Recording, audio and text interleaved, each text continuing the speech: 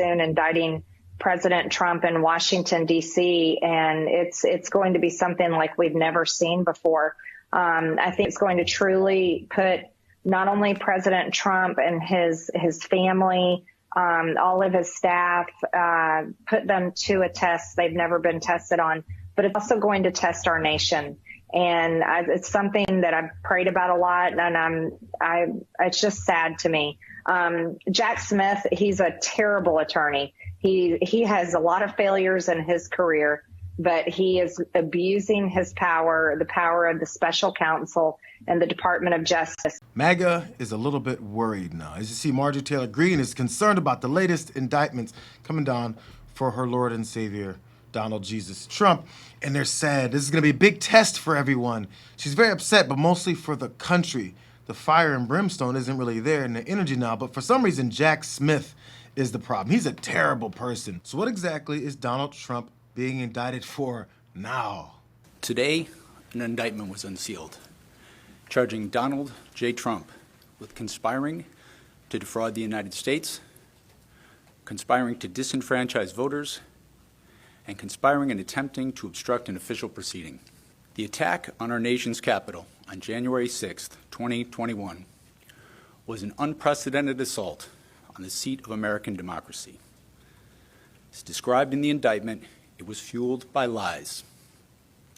Lies by the defendant targeted at obstructing a bedrock function of the U.S. government, the nation's process of collecting, counting, and certifying the results of the presidential election. The January 6th charges, many of the things that we actually saw the January 6th committee come down with hard, with multiple details, multiple witnesses, everything that they saw that he was a part of this entire scheme. Maybe this is what Marjorie was upset about Jack Smith being such a terrible person over. Was it this that she disagreed with? The men and women of law enforcement who defended the U.S. Capitol on January 6th are heroes. They are patriots, and they are the very best of us. They did not just defend a building or the people sheltering in it. They put their lives on the line to defend who we are as a country and as a people. They defended the very institutions and principles that define the United States. Since the attack on our Capitol, the Department of Justice has remained committed to ensuring accountability for those criminally responsible for what happened that day. This case is brought consistent with that commitment, and our investigation of other individuals continues. It's weird how things get flipped on their head all the time. They're always backing the blue until the blue is on their backs. Greg Gutfeld over on Fox News was also upset about it. He's just not taking this seriously at all. You know, forgive me, it's really hard for me to take this seriously. And I don't think any sensible American they should take what's happening very seriously. It should anger them. But the actual charges you can't take seriously. Their feelings masquerading as facts, their opinions trying to be passed off as crimes. It's garbage dressed up with a legal thesaurus, and it's criminalizing thoughts, and it's criminalizing speech. You have every right to think an election might be rigged or fixed. I mean, is every institution perfect? What if we criminalize the idea that if you said the justice system was flawed? What if we told you that, right, you know what? You're saying the justice system is rigged?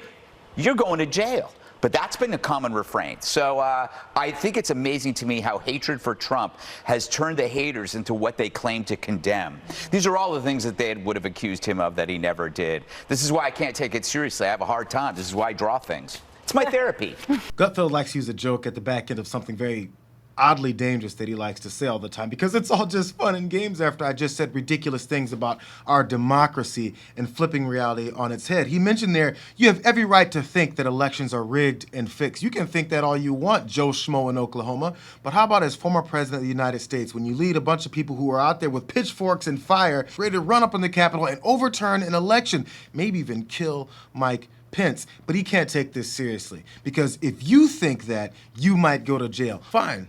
Let's go through some of these things that Greg Gutfeld thinks are just Donald Trump thinking. Was Donald Trump just thinking when he used these fake pro-Trump electoral college electors in 7 states and calling them legitimate electors to replace the real ones? Was he thinking then? Was he just thinking when he said that Georgia had thousands of ballots cast in the names of dead people when they absolutely didn't? Because this indictment also points out that Secretary of State Brad Raffensperger, a fellow Republican down in Georgia, explained to Trump on that phone call that this claim he was going with was absolutely false. But Trump repeated it in his January 6th speech rally anyway, riling up the crowd, making them think something was happening that absolutely was not.